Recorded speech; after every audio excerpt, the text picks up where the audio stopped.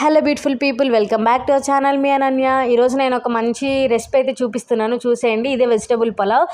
ముందు మీరు ఒక 1 గ్లాస్ ఆఫ్ రైస్కి 1.5 గ్లాస్ ఆర్ 2 గ్లాసెస్ వాటర్ తీసుకోండి. బాస్మతి రైస్ అయితే 1.5 గ్లాసు, నార్మల్ రైస్ అయితే 2 గ్లాసెస్, అంతకంటే తక్కువ యూస్ చేసుకోవచ్చు. ఈ రైస్ని ముందుగానే నానబెట్టుకోండి. ప్రాసెస్ అయితే చూపిస్తాను. ఆనియన్, టమాటో, పచ్చిమిర్చి, అల్లం వెల్లుల్లి ఇవన్నీ వేసి పక్కన పెట్టుకోండి. మంచిగా గ్రైండ్ చేసుకొని ఫ్రెష్ గీ వేసుకొని మన దగ్గర ఉన్న వెజిటేబుల్స్ అన్నీ ఉంటాయి కదా, అవి కొంచెం స్టీమ్ చేసుకోండి. 3 to 4 minutes లో ఫ్లేమ్లో పెట్టుకొని పక్కన బిర్యానీకి ఎలా అయితే నీళ్ళు కాచుకుంటామో అలా కాచుకోండి.